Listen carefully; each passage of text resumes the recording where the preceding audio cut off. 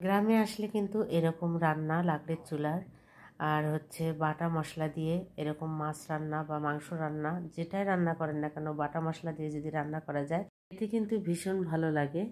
আর একটু কষ্ট হয় বাটতে, কিন্তু কিছু করার নেই। তো গাইস, আমি এই রুই মাছের রান্নাটা আপনাদের সাথে শেয়ার করব, আমি কিভাবে রান্নাটা করছি। তাহলে চলুন দেখে নেই। তো আগে থেকে আমি মাছ ধুয়ে পরিষ্কার করে নিয়ে তারপরে লবণ হলুদ দিয়ে মেখে নিয়েছি, তারপরে তেলে ভেজে নিচ্ছি। আর মাছটা কিন্তু বেশি ভাজা যাবে না, এক পাশে হয়ে গেলে তারপরে আমি ওই পাশটা আবার উল্টে দেব। দেখতেই পাচ্ছেন কিভাবে ভেজে নিচ্ছি। এইভাবে সবগুলো মাছ আমি ভেজে নেব। দেখতে পাচ্ছেন 3টা রুই, মানে মিডিয়াম সাইজের, সেই 3টা রুই কিন্তু আমি ভেজে নিচ্ছি। সবগুলো মাছ কিন্তু আমি এইভাবে তেলে ছেড়ে দিয়ে একদম ভেজে নেব।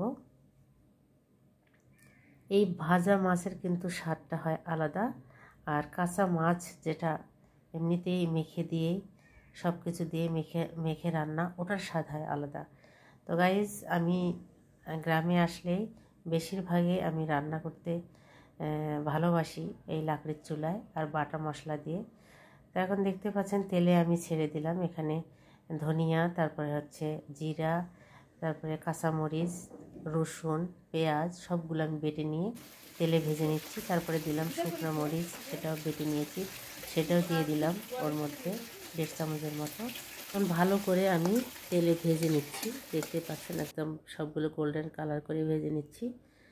ভেজে নেওয়ার পর এখন আমি দিয়ে দিলাম টমেটো কুচি। দেখতে পাচ্ছেন কিভাবে টমেটোটা কেটে নিয়েছি।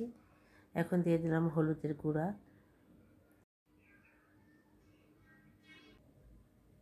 এখন দিয়ে দেব পরিমাণ মতো লবণ,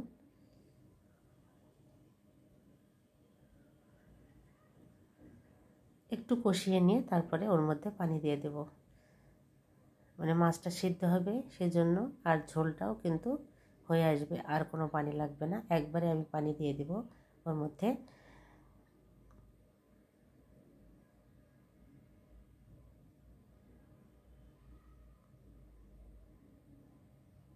হয়ে গেছে পানি দেওয়া, ঢেকে দিয়ে দিলাম। ঢেকে দিয়ে তারপরে আমি ভাজা মাছগুলো, মানে পানিটা বলক আসার পর তখন আমি দিয়ে দিচ্ছি। এরকম বেটে, মানে পাটায় বেটে মশলা এরকম তরকারি রান্না করলে কিন্তু ভীষণ মজা হয় গাইজ। আসলে আমি বলতেছি সে মানে রান্না করতেছি বা খাচ্ছি সেই জন্য না, আপনারা একবার ট্রাই করে দেখবেন এর রান্নাটার কত স্বাদ। এই চুলার লাকড়ির চুলার রান্নার স্বাদেই কিন্তু আলাদা গাইজ। আমি গ্রামে আসলেই কিন্তু এই লাকড়ির চুলায় রান্না করতে বেশি পছন্দ করি। বাটা মশলা দিয়ে এভাবে রান্না করার মজাই কিন্তু আলাদা এবং খেতে ভীষণ ভালো লাগে। যারা খেয়েছে তারা কিন্তু বুঝতে পারবে। তো গাইস, দেখতে পাচ্ছেন আমার কিন্তু অলরেডি হয়ে গেছে তরকারিটা। আমি এখন চুলা থেকে নামিয়ে নেব। তো আজকের মতো এখানে বিদায় নিচ্ছি। আল্লাহ হাফিজ।